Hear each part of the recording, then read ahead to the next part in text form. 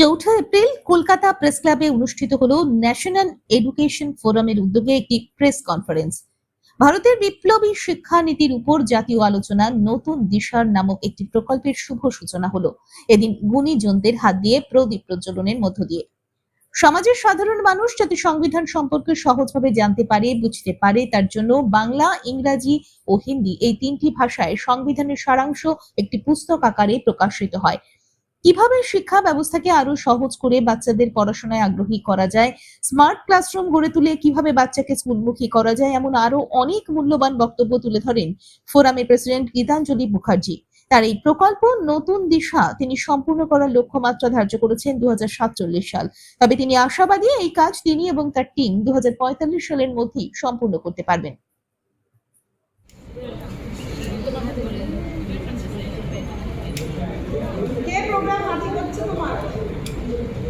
হাতটা চলে আসে দাদা।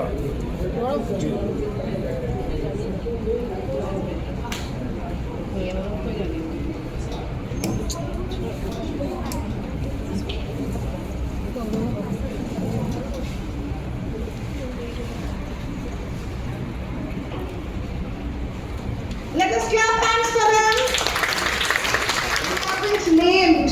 প্রত্যেকে এখানে যারা আছে তারা টিচার্স আছে, those who are the nation builders. Maybe we are not given that much of priority, but yes, we have self-pride. Too much of pride in our profession, too much of pride in what we are doing. Apart from the struggles, apart from whatever we face, apart from the appreciations which we don't get, still we are moving forward. Moving forward, that is Nai Disha. The name of the program today is Nai Disha. That shows that yes, we have found the way.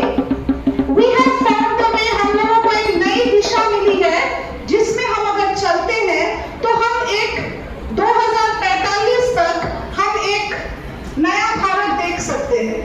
So उस नए भारत के लिए जो policies या जो amendments हमारे syllabus में या हमारे करिकुलम में जो हम लोगों ने किया है उसका आज ऑफिशियल डिक्लेरेशन होगा।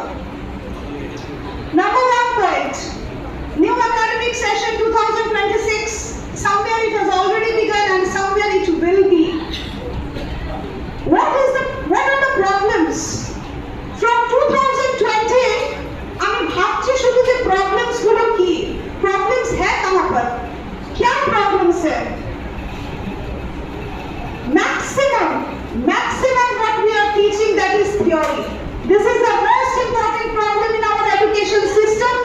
We are saying a lot, we are listening a lot, but we are not implementing. So that is why we have come up with Annapurna Prayogshala, and that is totally inspired by my mother who used to teach me in her kitchen.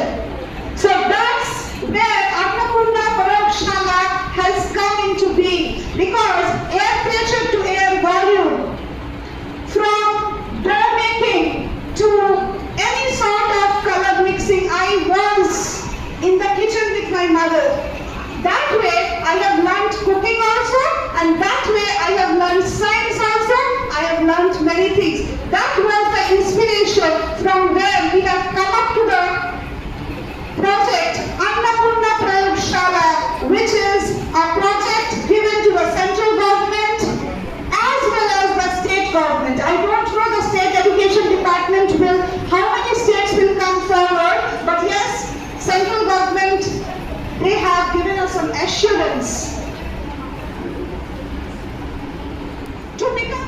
जितना भी बोले कम है। एक महिला होके बहुत सारी जिम्मेदारियां होती है महिलाओं को अपने घर में भी। आप सब लोग भी जितने लोग आए हैं अपने घर में भी बहुत काम होते हैं, ऑफिस में भी काम होते हैं, उसके अतिरिक्त परिवार, समाज और देश के बारे में इतना सोचना एक बहुत बड़ी बात है।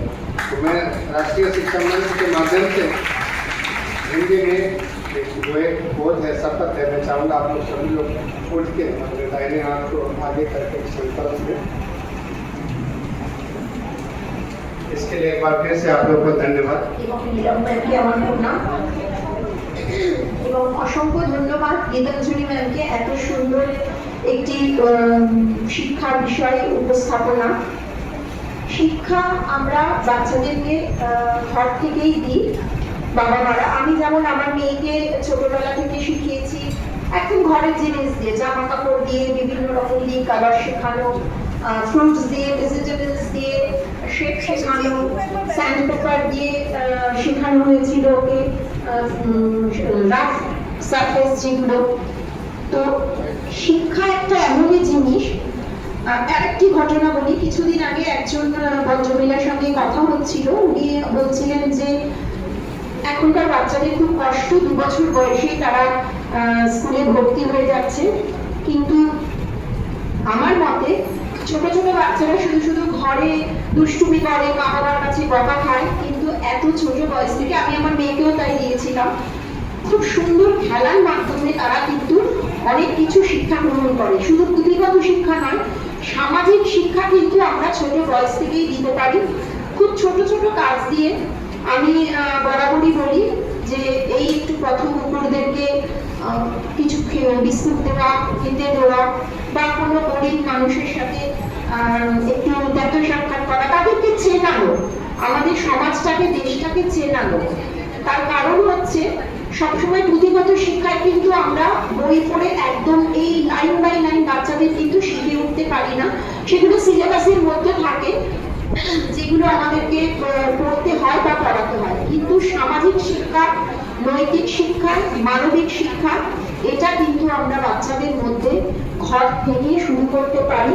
এবং যারা আমরা মা বাবা, তারা প্রত্যেকেই আমরা প্রথম শিক্ষক শিক্ষিকা, এবং স্কুলের প্রতিটি শিক্ষক বা শিক্ষিকাদের এই প্রতিজ্ঞা হওয়া উচিত, তাদেরকে আমরা মানুষের মতো মানুষ করব। পড়াশোনা জানে না, লিখতে পড়তে জানে না, তারাও যাতে শুনে শিখতে পারে। নিজের অধিকার, নিজের দায়িত্ব, নিজের সিভিক সেন্স, নিজের পলিটিক্যাল অ্যাওয়ারনেস, নিজেদের aptitude, understanding levels, problem solving level, সব কিছু আমার মনে হয় সবটা complete. Thank you so much. আর 15 আগস্ট এই দুটোতে একদম দেশাত্মবোধক গান গেয়ে আর আনন্দ করে, সেগুলো নিয়ে কোনো লাভ নেই। মানুষের প্রতি বার্তা, সচেতন হও, নিজের ব্রেনটা নিজের সাথে নিয়ে ঘোরো, আর রিমোট কন্ট্রোলটা নিজের হাতেই রাখো। ন্যাশনাল এডুকেশন ফোরামের একটা অফিসিয়াল অ্যানাউন্সমেন্ট ছিল যে পলিসিসগুলো আমরা আনতে চাইছি স্কুলে, প্রাইভেট স্কুল সেটাকে ইমপ্লিমেন্ট করতে রাজি আছে। গভর্নমেন্টকেও আমরা এই প্রপোজালটা দিয়েছি, এটা আজকে অফিসিয়াল অ্যানাউন্সমেন্ট ছিল।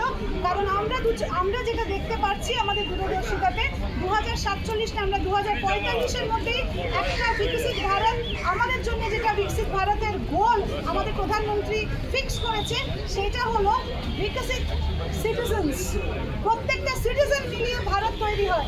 শুধু একটা মানুষের উপরে দায়িত্ব দিলে cannot be a developed country. It is the responsibility of each and every citizen, each and every teacher, each and every children, each and every parent to create this goal or to fulfill the goal. Thank you so much.